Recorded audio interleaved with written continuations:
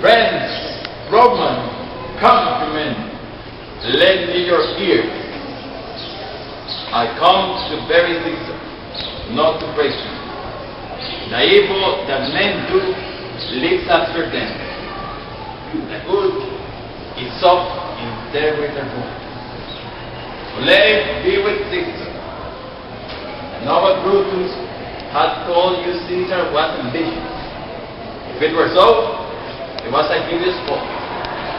And previously had Caesar Antony. Here, under leave of Brutus and the rest, for Brutus is an honorable man. So are they all honorable men. Command to speak in Caesar's funeral. He was my friend, faithful and just.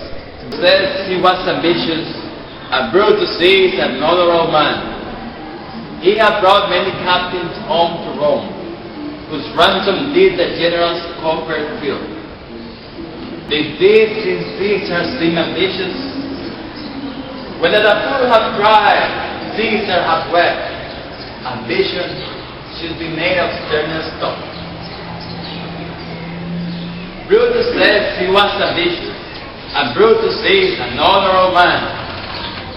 You all did see that on the Lupercal, as Christ presented him a kingly crown, which he did try to refuse. Was this ambition? Yet, Brutus says he was ambitious, and Brutus is an honorable man. Not to disprove of what Brutus spoke, but here I am to speak of what I do know. You all did love Caesar. What thought withholds you then to mourn for him? O judgment, so art fled to brutish deeds, and men have lost their reason. Bear with me. My heart lies in the coffin with Caesar, and I must pause till it come back to me. Reason he says. If those consider value of the matter, Caesar has had great wrong.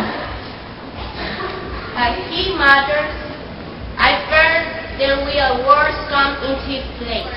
He will not take the crown, therefore it's certain he was not ambitious. If it be found so, some will dare abide it.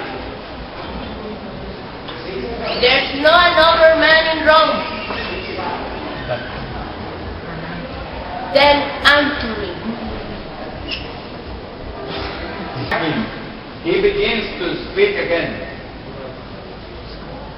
Poor soul, his eyes are red as fire with weeping. But yesterday, the word of Caesar might have stood against the world. Now, lies there, and none so poor to do him reverence. Oh, Master, if I were disposed to steer your heart and your mind to mutiny and rage, I should do Brutus wrong and Cassius wrong, who you all know are honorable men. I will not do wrong. I rather choose to wrong the dead, wrong myself and you, than I will wrong such honorable men. But here's the parchment with Caesar's seal. I found it in his closet. This his will. Let but the common hear this statement, which, pardon me, I do not mean to read. And they will go and kiss Caesar's wound, and dip their napkins in his sacred blood. Yes, beg a hair of him for memory, and dying mention it within their will, bequeathing it as a rich legacy unto their issue. Here the will read, Marc Antony. We will hear Caesar's will. The will. We will hear Caesar's will. Have faith and gentlemen, friends. I was not reading. It is not meant to know how Caesar will. You are not good, you are not strong, but men and being men, hearing the will of Caesar. It will inflame you, it will make you mad. This good you know not that you are his heir. If you should, what will become of it?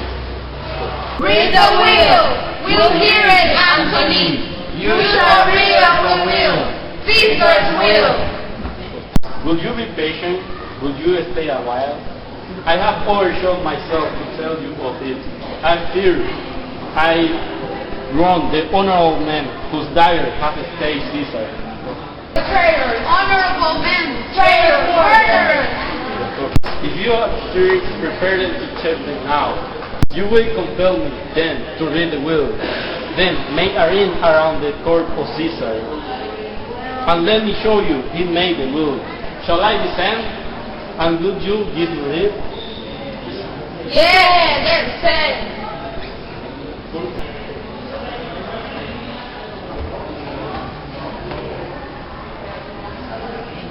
You shall have leave. You have spirits prepared to shed them now.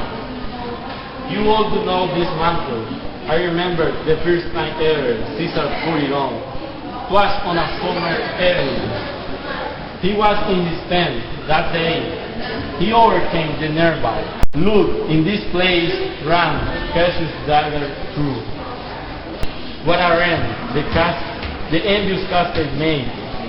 For Brutus, as you know, was Caesar's angel. Just, oh God, how dearly Caesar loved him. This was the most unkindness put of all. For when the noble Caesar saw him starving, gratitude more stone than Trajan's arms, and bore his mighty heart, and in his mantle molded out his face, even at the base of Pompey's statue, which all the while ran blows, with Caesar fell. Oh, what a fellow was there, my countrymen. Then I and you, and all of us, fell down, with the glory, treason flourishing over us. Now you weep and I perceive, you feel the dams of piety. These are gracious drops, kind soul. What weep you when you but behold our Caesar vesture, wounded. Look you here is himself, marred as you see, with traitors. And that they know full well that gave me fully to speak of him. For I have neither word, action, nor utterance, nor the power of speech to stir men's blood. I only speak right on. I tell you that which you yourself do know. Show you sweet Caesar's wounds, poor dumb mouth, and speak them for me. But were I Brutus, a Brutus Antony, there were an Antony that would ruffle out your spirits, and put a thorn in every one of Caesar's, that should move. Moreover, he hath left them all his walks, in his private harbors, new planted orchards on this side Tiber. He hath left them you, and to your heirs forever. Come, pleasures to walk and create yourself. Here was a Caesar. Welcome such another. Never. 3. Thank you, Mr. Wallace.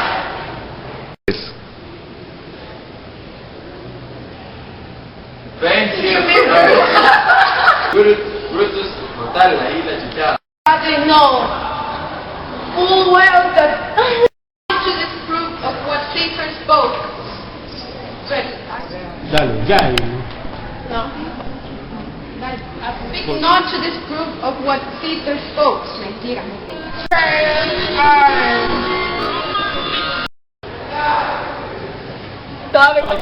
And would you give me? Yeah, that's it.